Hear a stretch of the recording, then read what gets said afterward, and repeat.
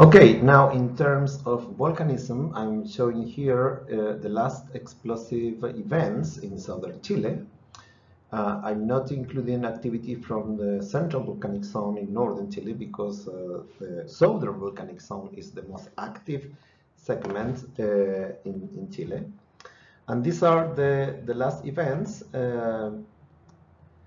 I also include here the volume in terms of cubic kilometers and the compositions. And you can see that there is a wide range of compositions in the activity during the last years, including these rhyolites, 75% of silica rhyolites injected in 2008. And then Hudson in northern Patagonia is the largest event in the last decades.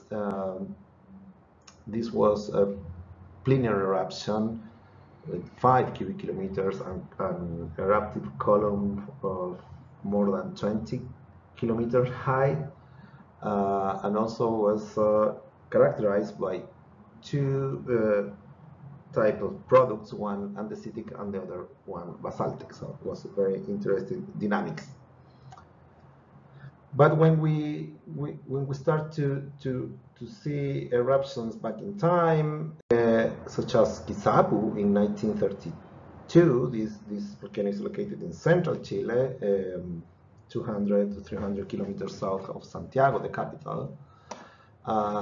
We found these events of 10 cubic kilometer, in this case dacitic in composition, and this one was a proper large Plinian event that lasts for less than 1 day and a column height of more than 30 kilometers.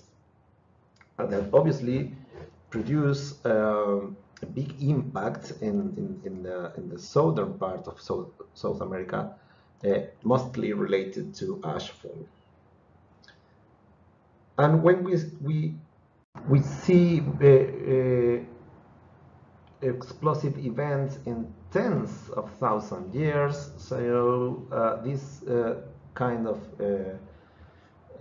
events are evident, such as the Caldera Diamante and Maipo volcano here not far from Santiago, again in the capital of Chile, where it's possible to recognize deposits from these PVCs related to the caldera forming eruption occur 130 kiloyears BP.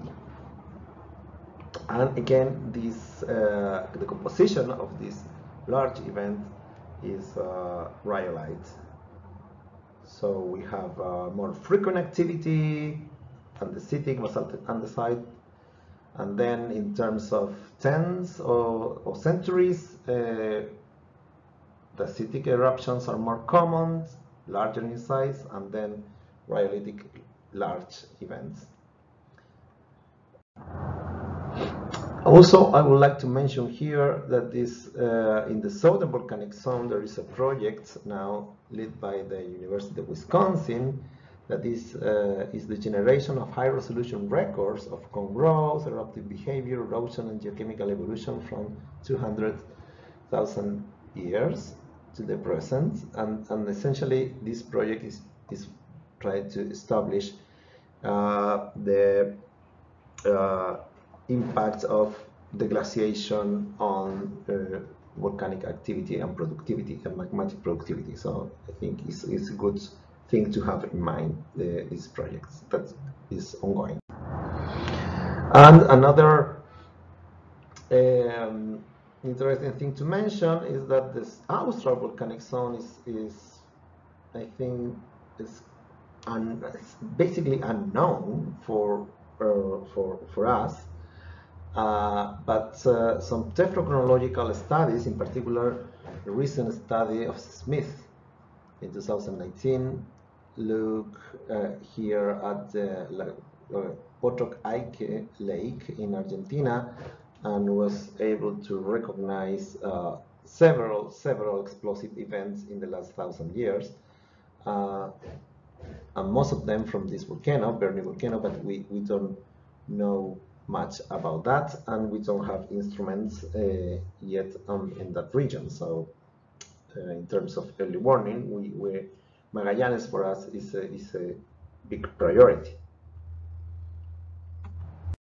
And finally, in terms of landscape and seascapes, the first figure here is to show you the climate distribution in Chile, because it's so long. Chile has this opportunity that goes from dry, arid climate in northern Chile, and then semi-arid Mediterranean in the central part of Chile, and then polar oceanic with very high rainfall records, and then in the southernmost Chile is a tundra type of climate.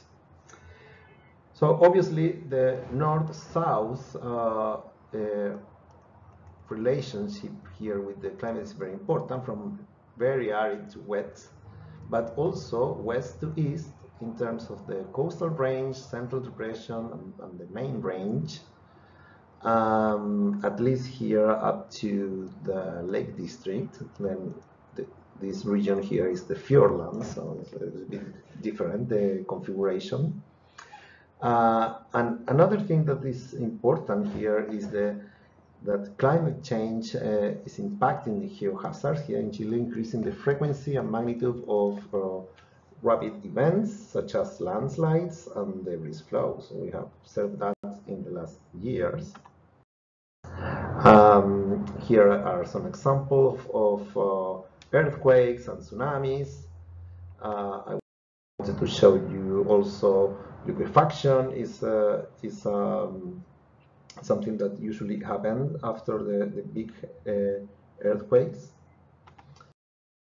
And this is a nice example of earthquake triggered by seismic activity, but this is not related to the large megathrust events.